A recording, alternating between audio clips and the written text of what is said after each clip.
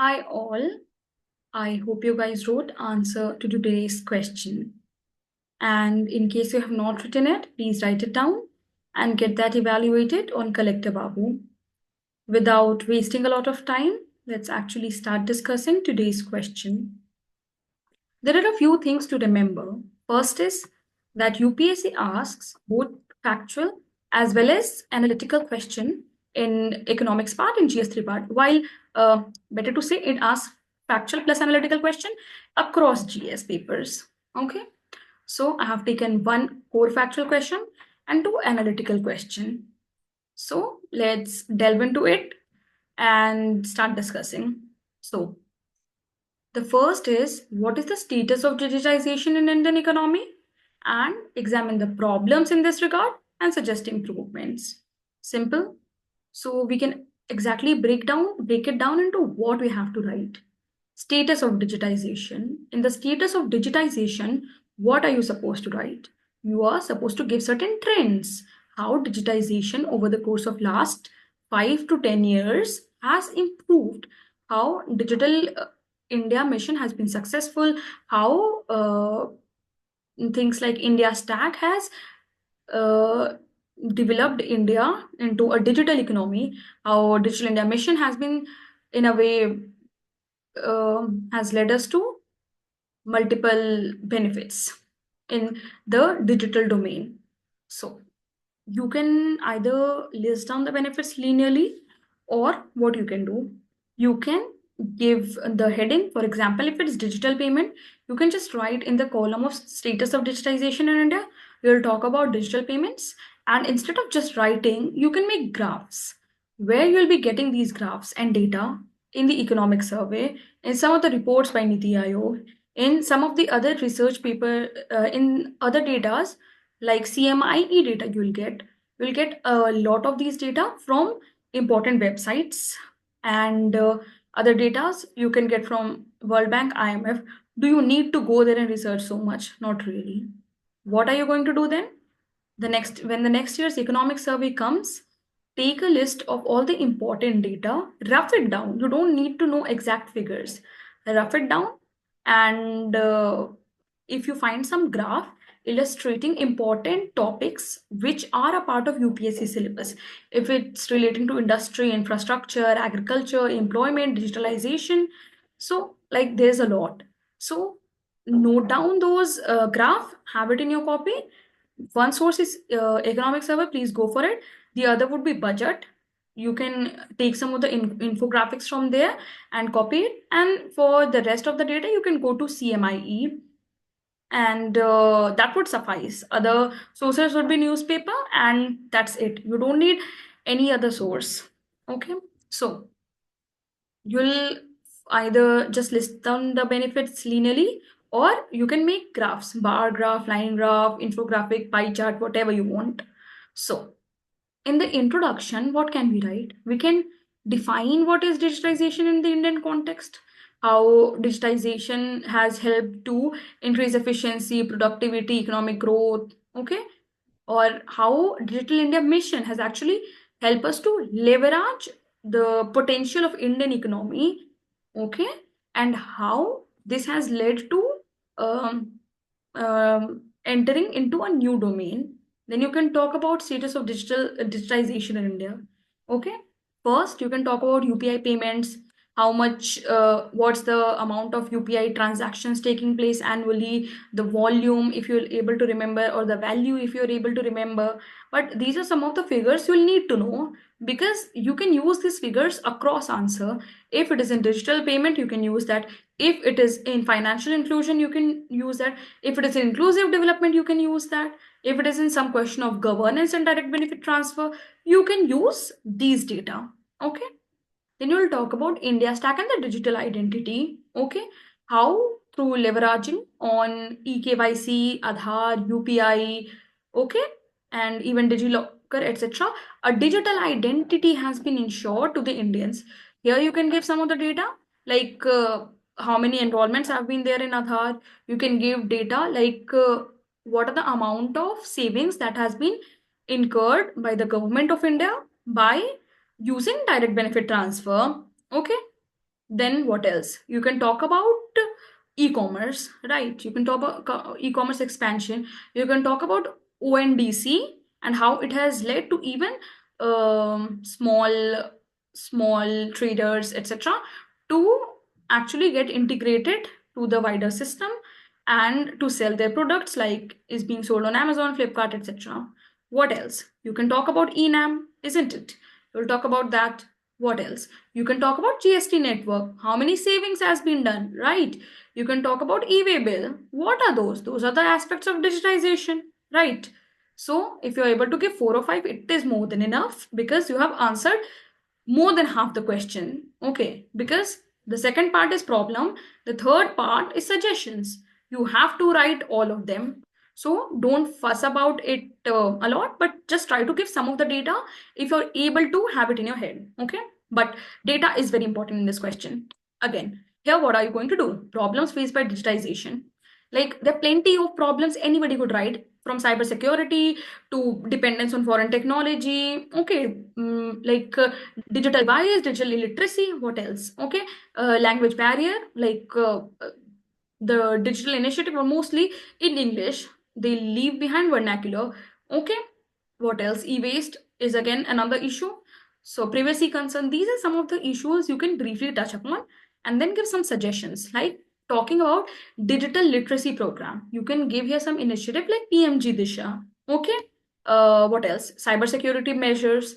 We'll give examples like certain, how it has been very active, I4C. Okay. And inclusive digitization, like how tackling gender stereotype and patriarchal notion and giving women actually the smartphones and enabling them to become a part of digital economy will be beneficial and help address this lopsided digitization. Here you can give data of so in the problem section in the digital divide, you can give data on the internet penetration by men, for men and women, for rural areas and urban area. These are some of the data which are very important and you need to mug it up. Okay, and while writing your answer, just reflect those data. What else? You can talk about skill development, collaborating with Microsoft, etc. Now, at least to get the crux of the question, the content, the broad idea you need to have. What is the theme of the question? What is that you have to answer? Okay. The data you need to have. Okay. Obviously, right now, when you will be answering the question, you might not have data like on your hand, and it's not even wrong, but you need to know that you need to write data. Okay, for that, there are certain exercises which I have mentioned. Please do that, and hopefully, it will be beneficial for you. And the more you write, the more you get it evaluated, the more you will be benefited. And whether or not you get benefited, but keep writing. So, distinguish between care economy and monetized economy. How can care economy be brought into monetized economy through women empowerment? Okay, so what can you write here? It's a 15 marker question. So here you can basically write the difference between care economy and monetized economy. So they're not I mean, what you can write is make a table and write make a table with 2 column of care economy and monetized economy. In the care economy part, just write it is being predominantly dominated by women. It is not monetized as usual. There are very few or lack of social security net, abuse, etc. That are some of the basic there are some of the basic characteristics of care economy, and the other part would be for monetized economy. You can give example of care economy like domestic work done by women in their home, and of the monetized economy, even at the same level you can give example how security guards, they make a part of the monetized economy because they get paid for it, and it is predominantly led by men.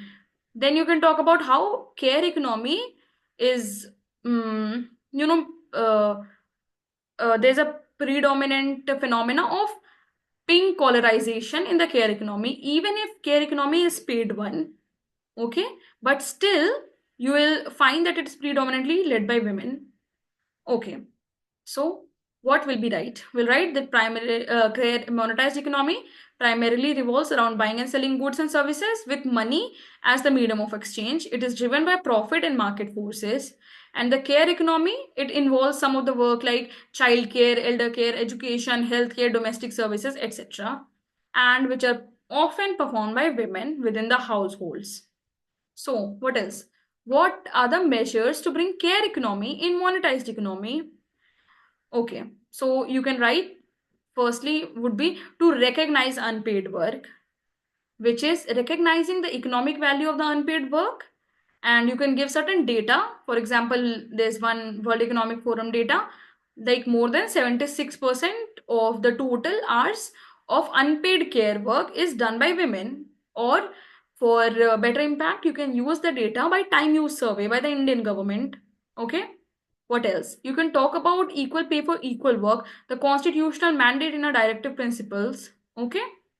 You'll talk about providing social security nets. Okay. Like paternal leave, healthcare, work from home, subsidized healthcare, crash facility, etc. Okay. You'll talk about women, empowering women and employment, supporting employment for women by training them, by giving them education and the policies that are favorable to women to get more integrated in the monetized economy. What else? You can talk about elderly and healthcare services to monetize it. There's this one initiative in Germany where um, people deposit Switzerland, well, people deposit their time, which is like a time bank. So people today who are the youth in the country, they today have to go and work and give some care work to the elderly.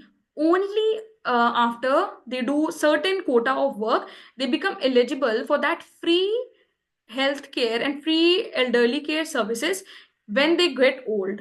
So that is a novel initiative, which again in the last session I taught you to make a box and write it as a case study, which will help in integrating both care economy and monetized economy in a novel way. Okay. What else? You can talk about challenging the gender stereotype and emphasizing the importance of how this care economy can get monetized and it does not have to be unpaid. Lastly, what else can you do after writing? Like, what are the steps that can be taken? You can briefly mention, like a hub and spoke, you can mention what are the challenges in actually implementing it. Okay, then you can conclude it by saying that there's this quote by women UN Women Report. You will get many other quote if you find around. And so you can conclude by saying the care economy is not a peripheral issue but the cornerstone of human survival and societal progress. There'll be many reports on care economy, etc., and you'll find plenty of good quotes. Make a list of one or two, and you can use them across ethics, social justice, society, economics, governance. Okay, have it in your hand. Okay. So, what is the third part? This is the purely factual question, which is distinguish between capital budget and revenue budget. Explain the components of both these budget. Simple. If you know, you know, and hopefully you know, because it is a very important part of prelims. Okay. So, what is the introduction here? You will be introducing by using Article 112, right? The Article 112 of the Constitution requires the government to present an annual financial statement. That annual financial statement need to be separated. Like the revenue part needs to be separated from other expenditure. So from here you will get the revenue part and the capital part of the budget. So what else? Now in the body part, you will make two body part. First would be the difference between them, capital and revenue budget, and second would be the component of both these budget. Okay. So in the difference part, what will you write? You'll write like revenue receipt. Revenue budget. It is non-redeemable, and capital budget receipts create liability. Okay. So basically, the idea of capital budget is creating either asset or liability. Okay. Okay.